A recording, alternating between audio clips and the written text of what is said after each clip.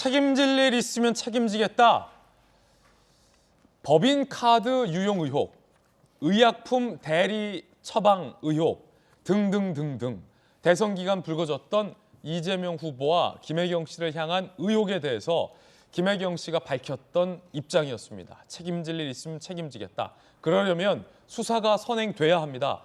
김혜경 씨도 수사에 응하겠다라는 입장으로 그때 당시 많은 언론들은 풀이했었습니다. 그런데 문제는 대선 기간 중에 그 수사가 제대로 진행되지 않았다라는 점이죠.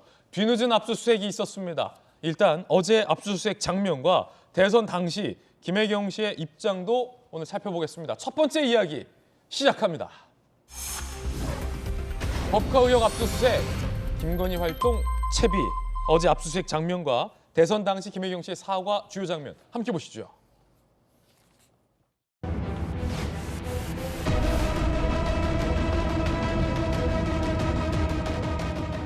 제가 져야 할 책임은 마땅히 지겠습니다. 선거 후에라도 제기된 의혹에 대해 성실하게 설명드리고 끝까지 책임을 질 것입니다.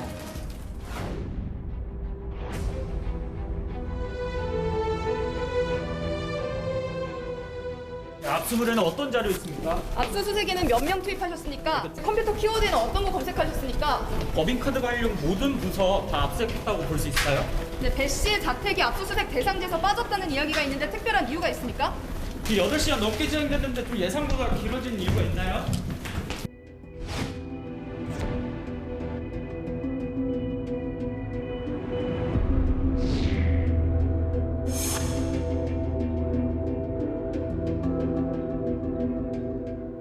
네, 어제 압수수색 장면 보셨습니다. 기자들이 물었는데 대답을 않고 묵묵히 경찰 압수수색 담당자들이 압수물을 들고 경찰로 들고 가는 모습 살펴봤습니다. 자, 검찰 출신의 김관삼 변호사님 나오셨잖아요. 네. 검찰 계셨을 당시 압수수색 많이 해보셨잖아요. 네. 자, 지금 저 파란 박스 안에 압수물이 들어있을 텐데 일단 첫 번째 질문은 왜 지금?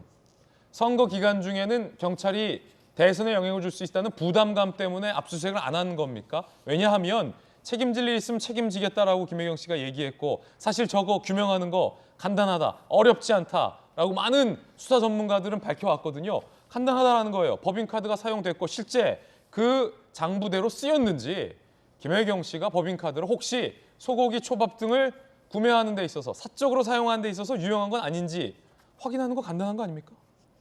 지금 뭐 수사는 뭐 지금 현재는 한 3갈래 정도 돼요. 네. 그래서 이제 법인카드 이용했는지 여부, 또 경기도청 관련된 의무실에서 대리 처방 받았는지 여부, 예. 그다음에 지금 뭐 6급, 5급 이야기가 있는 이제 배모 씨 예. 사무관이 부정 채용을 해서 마치 사적으로 김혜경 씨의 이제 비서 형식으로 했는지 여부, 이게 3가지 이제 큰 범죄 혐의라 이렇게 볼 수 있어요. 그렇는데 이 3가지 모두가 사실 수사하기 어렵지 않아요. 수사를 잘 하시니까 네네. 수사의 어떤 특성상 의혹들은 간단한 수사다. 그렇죠. 뭐 법인카드야 뭐 총무과에서 관할을 하고 그다음에 이 자체를 추적해 보면 예. 이게 사적으로 쓰였는지 아니면 공적으로 쓰였는지 충분히 가능하고요. 예. 또 의무과도 마찬가지죠. 뭐 대리 처방한지 여부는 관련된 사람들 조사하고 서류 검사해 보면 아는 거고, 단지 이제 부정 채용했는지 여부는 좀 약간 좀 깊게 들어가야 할 거예요. 그렇군요. 아니 그러면 대선 기간 중에는 뭐 여러 가지 경찰의 고민이 많았다는 것을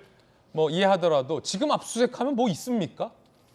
아니 그런데 이제 일반적으로 문서 자체는 전자문서로 거의 결제를 받고 남아 있다. 그렇죠. 더구나 기록물로 남아 있고 또 경우에 따라서는 뭐 일반 종이 문서로 남아 있거든요. 예. 그렇기 때문에 일단 시간이 좀 지나가면 많은 부분이 인멸될 수는 있겠죠. 네. 왜냐하면 그 과정에서 생성된 문서를 파기한다랄지, 예. 컴퓨터 내에 있는 것을 삭제한다랄지, 경우에 따라서 우리가 이제 디가우징이라고 하잖아요. 예. 완전 컴퓨터를 초기화해버리면 사실은 문서가 전부 다 날아가 버리기 때문에 이거 자체를 이제 확보하기는 쉽지 않다. 그렇지만 필수적인 것들을까지 확보하는 것은 이제 범죄 행위이기 때문에 예. 이걸 파기하는 것은 범죄 행위이기 때문에 이것까지 파기하기는 어려울 것이다 이렇게 보고요. 근데 일반적으로 이제 저희 검사할 때 하고 지금의 압수수색은 방법이 좀 달라요. 예. 왜냐하면 대부분이 이제 디지털 전자 문서가 돼 있거든요. 예. 그래서 가장 중요한 것은 이제 컴퓨터에서 추출해내는 거. 그게 제일 중요해요. 그러면 어제 경기도청 압수수색 들어갔잖아요. 네. 자, 이제 김광삼 검사예요. 그러면 압수수색 나간 요원들한테 가장 강조할 거 뭐를 확보해라.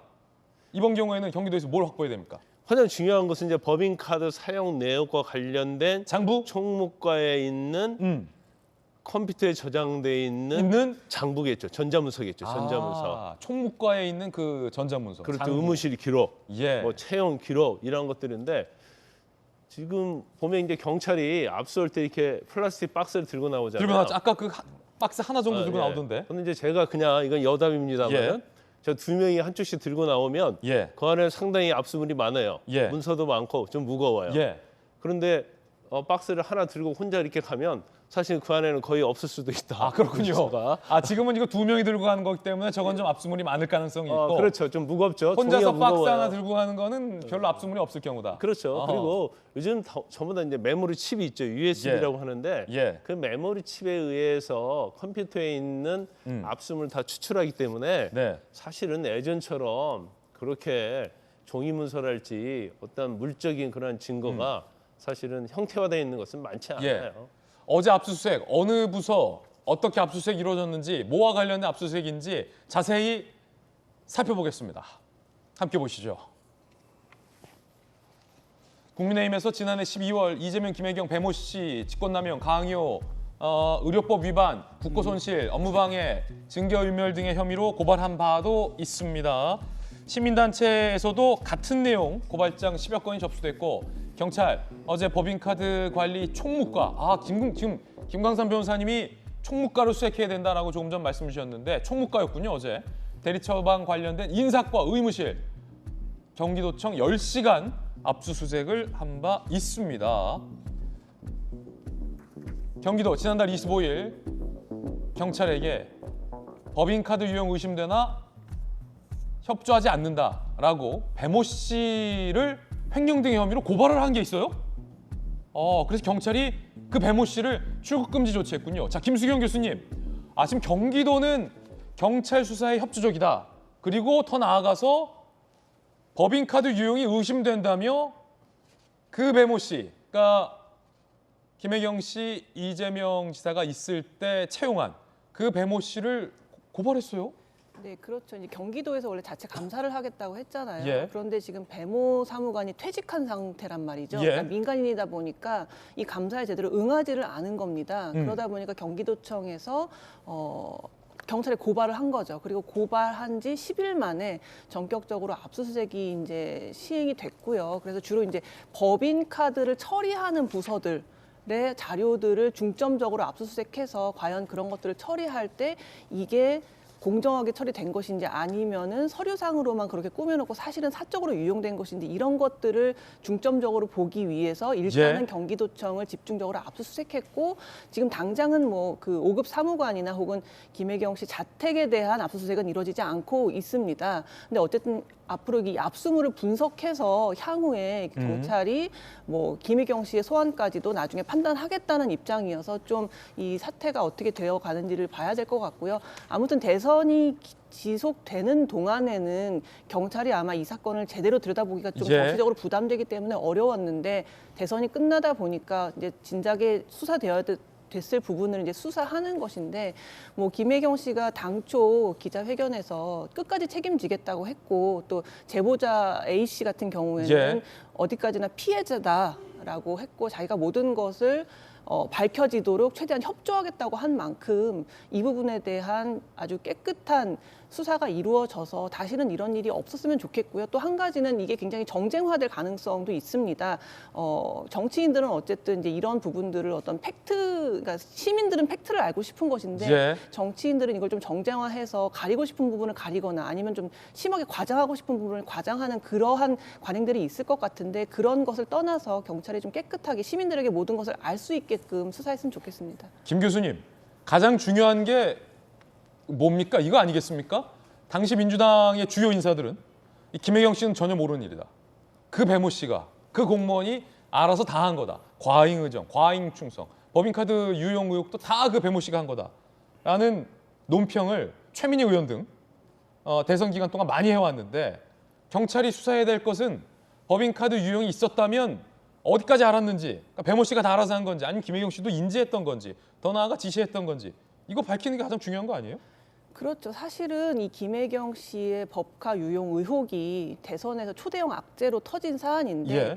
그것이 악재였던 이유 중에 하나는 이 사건 자체도 그렇지만 이것을 해명하거나 변명하는 과정에서 민주당 인사들이 너무 말도 안 되는, 그러니까 시민들이 듣기에는 도저히 이해가 불가능한 그러한 이제 변명을 늘어놓다 보니까 화가 났던 건데, 예를 들어서 이제 법인 카드를 사용할 때 김혜경 씨는 전혀 몰랐고 배모 사무관이 알아서 충성심에서 그렇게 매번 어떤 음식을 갖다 바치고 이랬다는 거를 이제 시민들이 도대체 이제 납득하기가 좀 어려운 거죠. 김혜경 씨가 전혀 몰랐는데 배모 사무관의 어떤 그런 충정심에서 오로지 이 모든 법카 유용이 이루어졌다라는 부분들을 국민들이 좀 납득하기가 굉장히 어려웠습니다. 그리고 예. 게다가 거기에서 제보자 A 씨에 대해서도 문제가 됐으면 그때 그만두면 될 일이지 왜 이제 와서 이런 식으로 폭로를 하느냐, 이것은 정치적이다라는 식의 어떤 압박 혹은 2차 가해까지도 이제 가하다 보니까 그런 것들에 국민들이 좀 분노했던 거거든요.